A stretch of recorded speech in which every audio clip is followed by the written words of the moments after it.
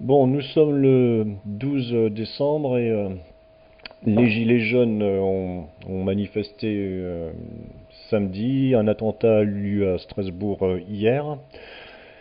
Et certains s'imaginent que c'est le gouvernement qui aurait mis tout cela en place pour, euh, pour passer à une autre séquence médiatique, c'est-à-dire oublier les Gilets jaunes et parler désormais des attentats islamistes.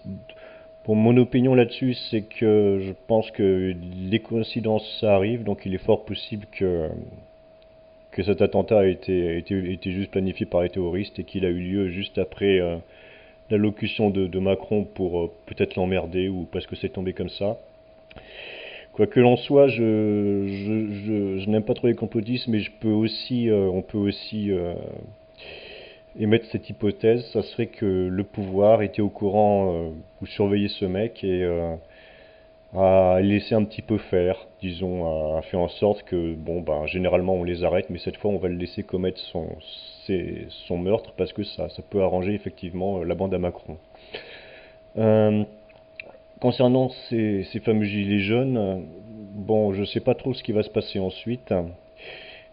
Clairement, les médias et le pouvoir va devoir lâcher du lest ou s'adapter progressivement si le combat continue. Ça va être très intéressant à suivre. Mais ce qui est déjà certain, c'est que les Gilets jaunes, mine de rien, ont vraiment nous ont permis de rattraper le retard sur les Américains vis-à-vis de la dévaluation dont font preuve les médias mainstream. C'est-à-dire qu'aux États-Unis, depuis l'élection de Trump, les médias mainstream comme CNN euh, ou, ou la CBC ou MSNBC sont totalement discrédités. C'est-à-dire ils avaient vraiment mis leur pion sur Hillary Clinton et quand c'est Trump qui finalement, contre toute attente, a été élu, ils ont été très déçus et ils n'ont pas arrêté de faire ce qu'on appelle des fake news. Et c'est vrai que moi je suis beaucoup ce qui se passe sur YouTube au niveau américain et c'est vrai qu'il y a vraiment un désamour profond aujourd'hui chez les Américains entre leurs médias et, euh, et le peuple quoi. Donc en fait Fox News c'est le seul qui a à peu près fait un bon boulot d'information sur la campagne présidentielle et qui traite Trump d'une façon correcte. Fox News aujourd'hui est passé devant CNN, ce qui est quand même assez surprenant. Et quand je dis CNN, il y a aussi la chaîne anglaise, là, comment elle s'appelle, la BBC, qu'on met un peu dans le même panier. Ce sont des chaînes qui sont vraiment détestées par la population. Ce sont un peu des usines à fake news maintenant. Et c'est vrai qu'en France, on commençait à ne pas trop aimer les médias, mais c'était pas aussi poussé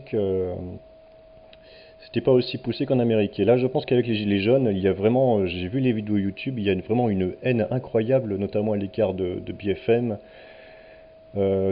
TV et de France 2, France 3, TF1. Les radios aussi, elles en prennent pour leur grade, RTL, France Inter.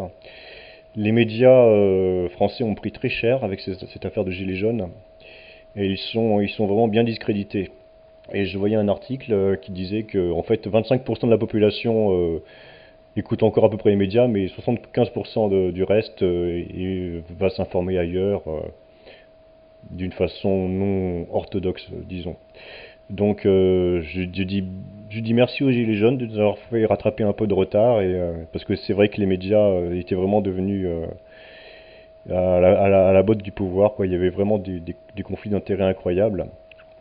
Par exemple, la presse française, elle est quasiment subventionnée maintenant par les gros patrons.